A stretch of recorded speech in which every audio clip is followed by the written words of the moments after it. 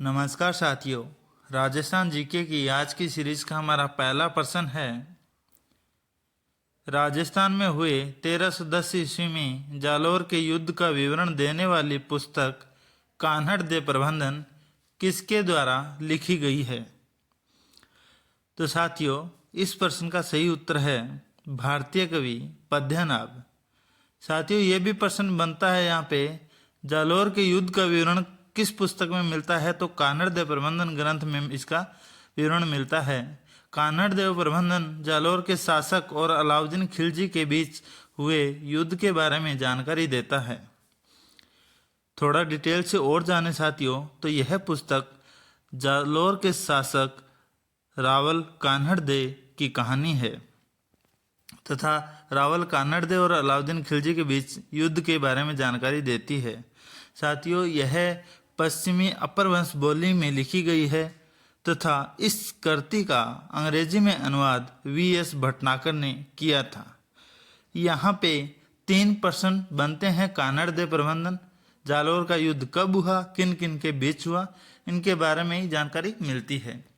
अगला प्रश्न है हमारा, सन 1845 में महाराजा विनय द्वारा बनाई गई सिलीशेड झील कहाँ स्थित है? साथियों, ये सभी प्रश्न परीक्षाओं में पूछे जा चुके हैं। तो साथियों, सिलीशेड झील अलवर जिले से 13 किलोमीटर दूर स्थित है। इसे सन 1845 में महाराजा विनय द्वारा बनाई गई थी। साथियों, सिलीशेड झील एक मानव निर्मित झील है। तो यहाँ से कई बार ये भी प्रश्न पूछा जाता है भी निम्नलिखित में से मानव निर्मित झील कौन सी है? साथियों, इसका निर्माण महाराजा विनय सिंह ने 1845 ईस्वी में अपनी प्रिय पत्नी शीला के लिए करवाया था। थोड़ा सा विवरण और देखें तो साथियों, इसे मत्स्य नगर या मछली शहर और राजस्थान का टाइगर गेट भी कहा जाता है।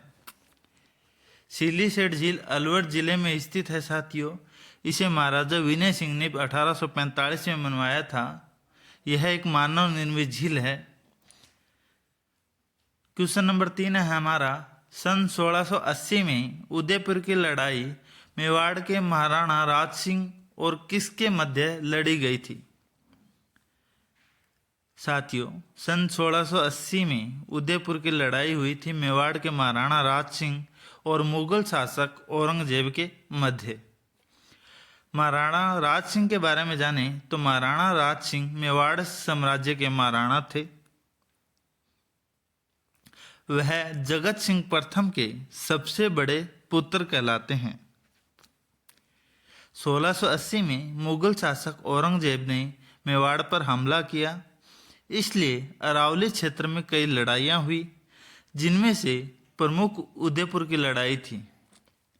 साथियों, यहाँ पे बात की जाए मुगल शासक औरंगजेब ने, तो औरंगजेब ने उदयपुर शहर के मंदिर और किलों को नष्ट कर दिया गया था, जिसके बाद मेवाड़ के राणा राज सिंह और दुर्गादास राठौड़ ने मिलकर उसे हराया था।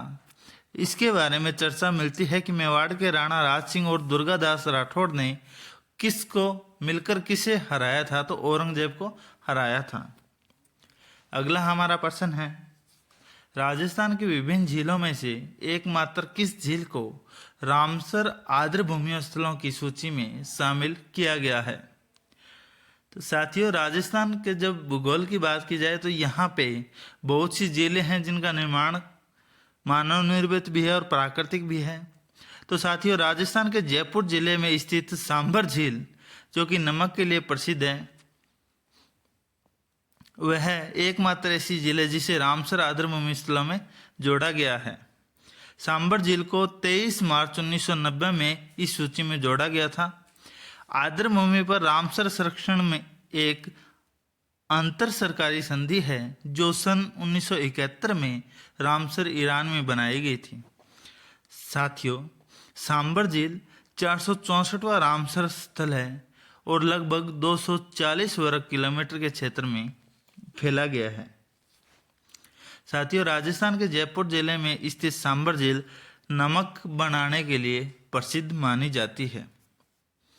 अगला हमारा प्रश्न है, राजस्थान के किस क्षेत्र को राजस्थान का कश्मीर के उपनाम से जाना जाता है? तो साथियों, राजस्थान का कश्मीर के उपनाम से जाने जाने वाला क्षेत्र है उदयपुर, जो कि राजस्थान का एक जिला है।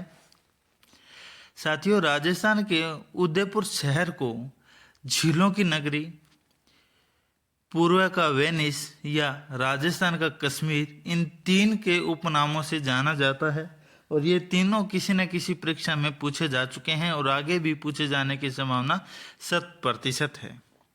साथियों, उदयपुर राजस्थान के दक्षिणी भाग में स्थित है।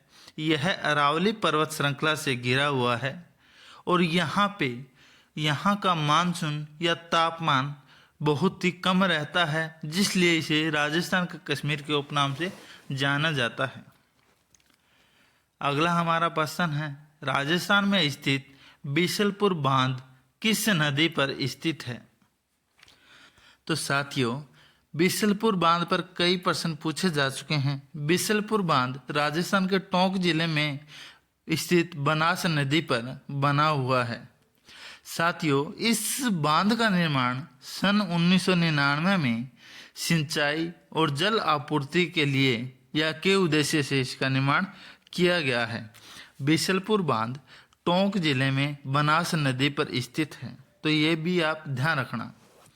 अगला हमारा प्रश्न है, देश में लोकसभा निर्वाचन के लिए उम्मीदवार बनने की न्यूनतम आयु कितनी है? साथियों, ये प्रश्न बहुत ही नॉर्मल या सामान्य सा प्रश्न है। साथियों, लोकसभा निर्वाचन का उम्मीदवार बनने के लिए न्यूनतम 25 वर्ष की आयु होनी चाहिए। लोकसभा चुनाव के उम्मीदवार बनने की न्यूनतम आयु 25 वर्ष होनी चाहिए। तो ये क्वेश्चन आप याद रखना, किसी भी परीक्षा में पूछा जा सकता है और अभी लोकसभा चुनाव होने वाले हैं। संसद का सदस्य बनने के लिए किसी की आयु राज्यसभा के लिए 30 वर्ष कम से कम तथा लोकसभा के लिए कम से कम 25 वर्ष की आयु होनी चाहिए। अब मैं आपको बताता हूं साथियों, लोकसभा का सदस्य बनने के लिए आवश्यक शर्तें क्या क्या रखी गई है। सबसे पहली शर्त है, वह भारत का उम्मीदवार या भारत का नागरिक होना चाहिए।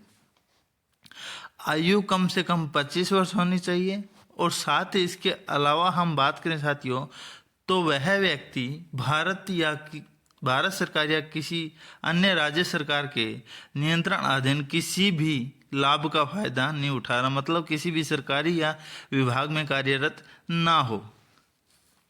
तो ये 3 आवश्यक शर्तें हैं। अगला हमारा प्रश्न है साथियों, अभी एग्रीकल्चर सुपरवाइजर में पूछा गया था, कोलायत झील से जुड़ा कोलायत मेला जो कोलायत शहर के प्रमुख आकर्षणों में से एक है, राजस्थान के किस शहर में आयोजित किया जाता है?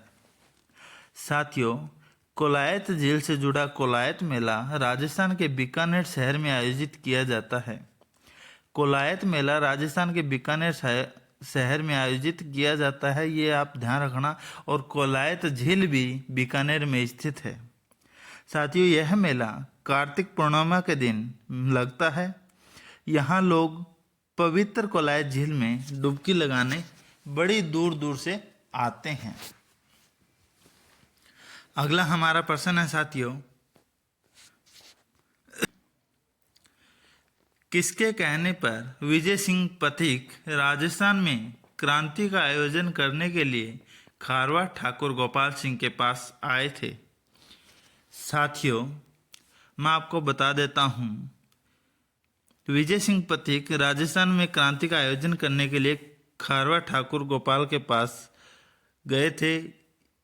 विजय सिंह पथिक को यह रास बिहारी बोस ने कहा था। विजय सिंह पथिक का जन्म साथियों गोलावथी जिला बुंदेलशहर उत्तर प्रदेश भारत में हुआ था। तो ये क्वेश्चन भी पूछा जा सकता है। विजय सिंह पथिक के पिता हमेर सिंह गुर्जर ने भी 1857 में सिपाही विद्रोह में भाग लिया था। तो ये भी आप ध्यान रखना। साथियों, मैं आपको बता देता हूँ, विजय सिंह पथिक का असली नाम भूप सिंह गुर्जर है, जो कि 2-3 बार प्रश्नों में पूछा जा चुका है। सन 1915 में भूप सिंह का नाम लाहौर षड्यंत्र मामले में आया था तो उनके परिवार ने उनका नाम बदलकर विजय सिंह पथिक कर दिया था। अगला हमारा प्रश्न है साथियों, और आज की सीरीज का अंतिम प्रश्न, राजस्थान के एकीकरण के समय जोधपुर का शासक कौन था? साथियों, ये प्रश्न विद्युत विभाग भर्ती 2022 में पूछा गया था। तो साथियों, राजस्थान के एकीकरण के समय जोधपुर का शासक महाराजा हनुमंत सिंह थे। जब हम बात करें साथियों राजस्थान के एकीकरण से पूर्व राजस्थान का नाम राजपुताना था, जिसमें छोटी बड़ी 22 रियासतें थी। कहा जाता है 19 रियासत तथा 3 ठिकाने थे। साथियों, इन रियासतों को 15 अगस्त 1947 को भारत संघ में संलग्न करने की घोषणा की गई थी, लेकिन विलय की प्रक्रिया और एकीकरण की प्रक्रिया नवंबर 1956 में 7 चरणों में पूरी हो गई थी और अंत में यह राजस्थान का नाम एकीकरण हुआ था। साथियों, एकीकरण के समय जोधपुर का शासक महाराजा हनुमंत सिंह थे और यह प्रश्न विद्युत विभाग भर्ती 2022 में पूछा गया था। आज की सीरीज हमारी यहीं समाप्त होती है। अगर मेरी वीडियो आपको पसंद आए तो मेरी वीडियो को लाइक और शेयर ज़रूर करें, और अभी तक आपने मेरा चैनल सब्सक्राइब नहीं किया है तो मेरे यूट्यूब चैनल IT